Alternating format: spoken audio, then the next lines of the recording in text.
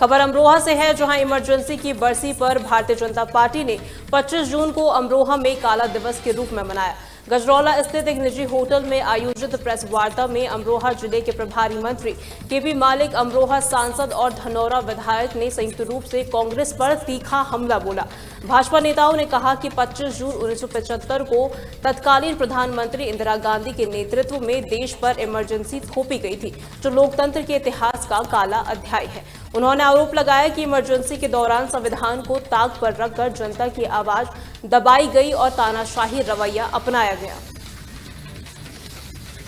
मैं जानकारी देना चाहूँगा, अभी इसी 19 तारीख को भारत सरकार के मंत्री भूपेंद्र यादव जी, मेरे सीनियर मंत्री अरुण सक्सेना जी, मैं और बिना पक्षपात करे हुए एक वहाँ पे दुधवा में एक मीटिंग रखी। हमने सभी जनप्रतिनिधि को इनवाइट किया और ये भी मैं बताना चाहूँगा, अब उसमें आसपास के 4 सांसद जो सपा के थे वो उसमें शामिल थे। उस पर गहनता से विचार हुआ, हम इस बढ़ती हुई घटना उस पर कैसे रोक लगा सकते हैं और कैसे हम मानव को बचा सकते हैं और कैसे मानव वन जीव को बचा सकते हैं। इस पर कई योजनाएं बनी। देखिए, धनौरा विधानसभा के गजरौला में जो आपातकाल के 50 वर्ष पूरे हुए हैं, काला दिवस मनाने का कार्यक्रम था। यहाँ पर जो कांग्रेस की सरकार द्वारा और तत्कालीन प्रधानमंत्री श्रीमती इंदिरा गांधी जी ने भारत के संविधान की धज्जियां उड़ाने का काम किया और एक तरह का कुकृत्य करने का काम किया, जिससे कि इस सम्मानित देश की जनता को वो काला समय देखना पड़ा। लोगों अपने घरों से बेघर कर दिए गए, उनकी प्रॉपर्टियां, उनकी संपत्तियां हड़प ली गई और केवल कुर्सी के लालच में अब बाबा साहब के बनाए संविधान को जो खंडित करने का काम किया गया, इसकी मैं निंदा करता हूँ। और आज कांग्रेस पार्टी जो हितैषी बनने का काम कर रही है कि संविधान को लेकर कि संविधान बचाओ, आरक्षण, इन सबको लेकर जो बयानबाजी कर रहे हैं। हापुड़ के जिलाधिकारी अभिषेक पांडे ने बुधवार को धौलाना तहसील का औचक निरीक्षण किया। जिलाधिकारी ने अचानक पहुंचने से तहसील के अधिकारियों और कर्मचारियों में हड़कंप मच गया। जिलाधिकारी ने तहसीलदार प्रवेश कुमार और नायब तहसीलदार के साथ मिलकर तहसील के सभी कार्यालयों का निरीक्षण किया और व्यवस्थाओं का जायजा लिया। इस दौरान उन्होंने सरकारी जमीन पर कब्जा करने वाले लोगों को भूमाफिया की सूची में शामिल करने के आदेश दिए। साथ ही उन्होंने राजस्व के बड़े बकायेदारों पर भी कार्रवाई करने की बात कही। देखिए, धौलाना तहसील में आकर जो यहाँ पे राजस्व कार्य हो रहे हैं, न्यायालय के कार्य हो रहे हैं और इसके अलावा यहाँ के जो राजस्व ग्राम उसमें अतिक्रमण की स्थिति, जो लोग बार बार सरकारी ज़मीन के ऊपर अतिक्रमण कर रहे हैं उनको भूमाफिया डिक्लेयर करने की स्थिति, संग्रह के द्वारा की जा रही वसूली की स्थिति, बड़े बकायेदारों के खिलाफ की गई कार्रवाई के विवरण के बारे में जानने के लिए और तहसील में आम जनता को जो सुविधाएँ उपलब्ध कराई जानी है वो सुविधाएँ सुलभता से जनता को उपलब्ध हो रही हैं कि नहीं हो रही हैं, नामांतरण का काम ठीक से हो रहा है। देश में आपातकाल की 50वीं वर्षगांठ पर बुधवार को शामली कलेक्ट्रेट परिसर में संविधान अपमान दिवस कार्यक्रम का आयोजन किया गया। इस कार्यक्रम में लोकतंत्र सेनानियों और उनके परिजनों को सम्मानित किया गया। लोकतंत्र सेनानी उदयवीर सिंह ने बताया कि आपातकाल के समय वो 13 महीने जेल में बंद थे और उनका जुर्म सिर्फ इतना था कि वे छात्र नेता थे। उन्होंने कहा कि उन्होंने कभी भी सरकार के आगे घुटने नहीं टेके और जिले में रहकर भी आंदोलन वे करते रहे। कार्यक्रम के दौरान सदर विधायक ने कहा कि आपातकाल लोकतंत्र की हत्या करने का एक प्रयास था, जिसे उस समय की सरकार ने किया था। ये 50 साल हो गए इमरजेंसी लगी थी और इंदिरा गांधी ने इमरजेंसी लगाई। हम एलएलबी फाइनल में थे, जितने स्टूडेंट लीडर थे वे सब गिरफ्तार कर दिए गए थे मुझे नगर परिषद और उसके बाद 13 महीने हम लोग जेल में रहे। जितने चौधरीकरण लोग राजनीति करते थे वो भी उस टाइम बीकेडी थी, बीकेडी में मैं जनरल सेक्रेटरी था। आपातकाल दिवस मनाया गया। मैं तो आदरणीय प्रधानमंत्री जी का धन्यवाद करता हूं कि जो आपातकाल था, जो लोकतंत्र की हत्या करने का प्रयास उस टाइम की सरकार ने करा था, और उस समय में जो लोग आपातकाल के खिलाफ जेल में गए थे उनमें स्वर्गीय चौधरी चरण सिंह जी भी थे, माता गायत्री देवी भी थी और हमारे जिले के भी कुछ थे, बहुत नेता जेल में गए थे।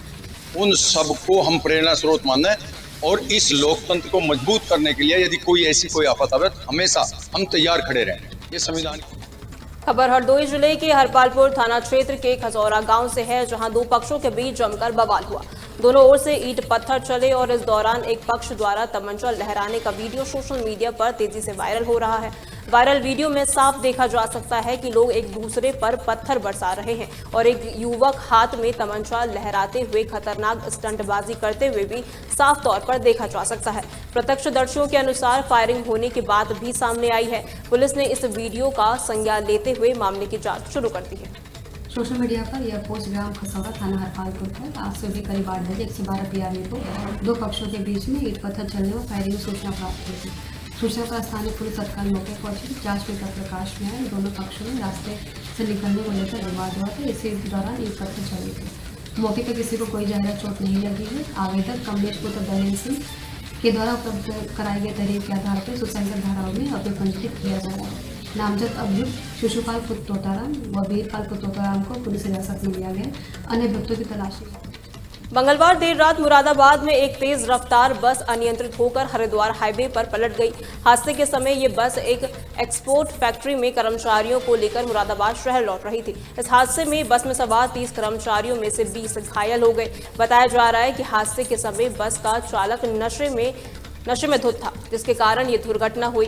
हादसा सिविल लाइंस थाना क्षेत्र में अगवानपुर फ्लाईओवर के पास का बताया जा रहा है।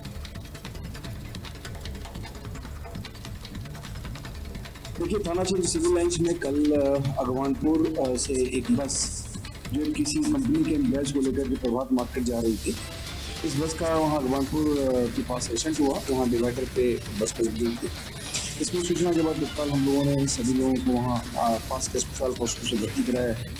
सभी लोग ठीक हैं। उसमें से एक दोनों की हालत सीरियस है, उसको विशेष ध्यान दिया जा रहा है। हमारी प्राथमिकता ये है कि सभी लोग का इलाज पहले कराया जाए, उसके बाद उसमें जो भी कार्रवाई पीछे से भी दिखाएगा। 12 बजे फैक्ट्री से छुट्टी करके घर जा रहे थे अपने अगवानपुर पुल के पास में ड्राइवर ने। सहारनपुर पुलिस का ऑपरेशन लगड़ा जारी है। थाना कुतुबशेर पुलिस की अंबाला रोड पर शातिर गौकश बदमाशों से मुठभेड़ हो गई। इस मुठभेड़ में एक बदमाश गोली लगने से घायल हो गया, जबकि दूसरा अंधेरे का फायदा उठाकर मौके से फरार होने में कामयाब रहा।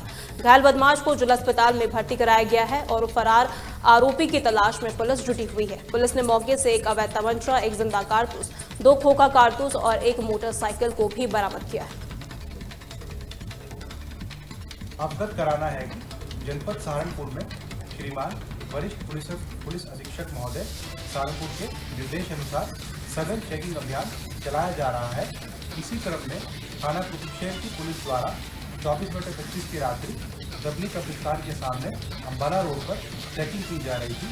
चेकिंग के दौरान एक बिना नंबर प्लेट की मोटरसाइकिल पर 2 लोग मानकमो बस स्टैंड से खड़ंजे के रास्ते से कब्रिस्तान के बीच से आते हुए दिखाई दिए। पुलिस ने उनको रुकने का इशारा किया, परंतु वो रुके नहीं, उल्टा पुलिस पे फायरिंग कर भागने लगे। पुलिस ने उनका पीछा किया। जब वे लोग बाइक चला रहे थे तो बारिश की कारण जो कीचड़ जमा था उसके कारण उनकी बाइक फिसली, वो गिरे एवं गिरने के बाद भी उन्होंने पुलिस पे दोबारा फायर किया। पुलिस ने अपनी आत्मरक्षा में उन पर फायर किया। इस फायरिंग के दौरान एक बदमाश के पैर पर गोली लग गई और घायल हो गया एवं दूसरा व्यक्ति उसके साथ जो था फरार हो गया।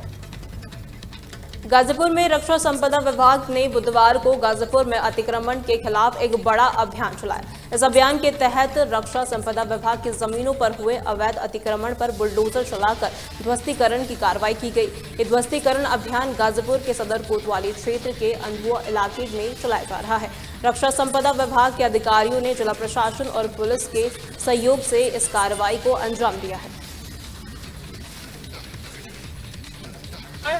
अन्यथा इसी तरह जेसीबी द्वारा दोबारा से आपके अतिक्रमण को हटा दिया जाएगा। ये हमारे रक्षा संपदा अधिकारी श्री अमित कुमार मिश्रा जी के नेतृत्व में हो रही है। तो सारी जमीन भारत सरकार रक्षा मंत्रालय की है। कई सालों से लोग अतिक्रमण करके रखे हुए थे, अभी हमने इनको सब इन्फॉर्मेशन फ्री करा रहे हैं।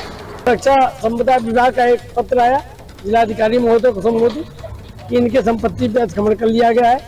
तत्क्रम में जिलाधिकारी महोदय के द्वारा उप जिलाधिकारी को निर्देशित किया गया कि राजस्व की टीम जो है इनको प्रदान कर दी जाए, अपनी जमीन चिन्हित कर ले। पूर्व में ये लोगों ने सबको नोटिस दे चुके हैं और कई बार इसका अनाउंसमेंट भी कराया गया। जैसा आप देख रहे हैं लगातार हम लोग आगे आगे अनाउंसमेंट करा रहे हैं और यहाँ पे शांति व्यवस्था के दृष्टिगत मेरी खबर उत्तर प्रदेश में फिलहाल के लिए इतना ही। देखते रहे तहलका डिजिटल 24/7।